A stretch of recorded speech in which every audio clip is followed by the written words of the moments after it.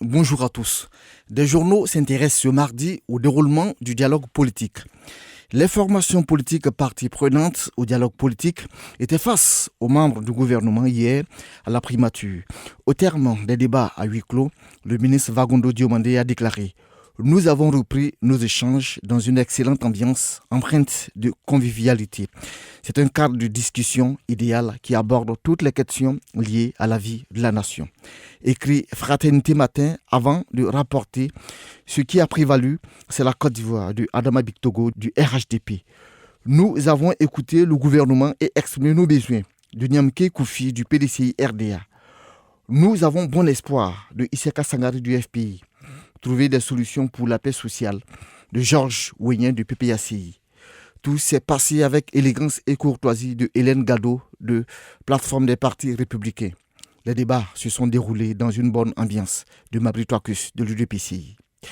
Pour le nouveau réveil, le RHDP vient de tuer le dialogue politique avec l'adoption de la loi sur le Conseil constitutionnel, pipant ainsi officiellement les dés de ce dialogue. Soutient ce journal qui indique qu'il ne reste plus qu'une seule porte de sortie au parti de Bédié et Gbagbo. Sortie avec ou sans fracas, en prenant à témoin le peuple de Côte d'Ivoire et la communauté internationale de l'espace mal éclairé où se tient le dialogue politique, conclut le nouveau réveil. L'Inter, lui, écrit que c'est le premier débat de fond du dialogue politique débuté le 16 décembre et que le thème choisi pour ce premier acte touchait à la prise de mesures d'apaisement de l'environnement politique, renfermant 45 sous-thèmes dont seulement 3 ont été traités dans la journée d'hier, à savoir le retour des Ivoiriens à l'extérieur du fait de la crise, la libération des prisonniers et d'une ordonnance prise par le président Ouattara au sortir de la crise post-électorale 2010-2011, précise l'Inter. Dans la même veine, le temps développe que les 83 propositions de sujets de débat au cours de ce dialogue politique sont regroupées en 5 grands thèmes.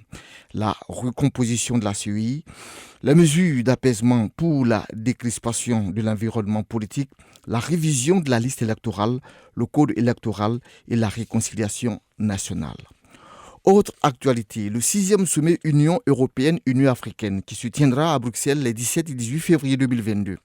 À cet effet, Fraternité Matin, rapportant un communiqué de la présidence, apprend que le président Alassane Ouattara, en compagnie de la première dame, séjournera à Bruxelles, en Belgique, du 14 au 18 février dans le cadre d'une visite de travail et de sa participation à ce 6e sommet ordinaire Union africaine-Union européenne. Et Fraternité Matin ajoute aussi qu'au cours de son séjour, le chef de l'État aura des entretiens avec Sa Majesté Philippe de Belgique, roi des Belges, et avec le président du Conseil européen, Charles Michel, et participera à un déjeuner débat avec la Chambre de commerce belgo-luxembourgeoise Afrique-Caraïbes-Pacifique, conclut le journal de l'État. Soir Info également se fait l'écho de ce communiqué à sa page 2.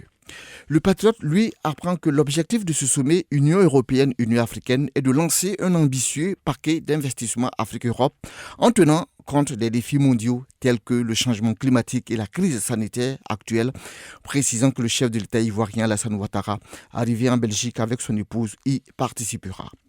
Là-dessus, le quotidien L'Essoi ivoirien renchérit, disant que ce voyage du président Ouattara en Belgique pour ce sommet UE-UA est un temps de répit accordé aux membres actuels du gouvernement avant le prochain Conseil des ministres le 23 février, ajoutant qu'un remaniement ministériel pourrait avoir lieu dès la reprise. Le rassemblement pour sa part s'intéresse à sa page 3 aussi à l'école, notamment à l'organisation du BEPC, session 2022, qui pourrait connaître des changements via un décret sous réserve selon ce journal que s'apprêterait à prendre la ministre de l'Éducation nationale, Mariatou Kone.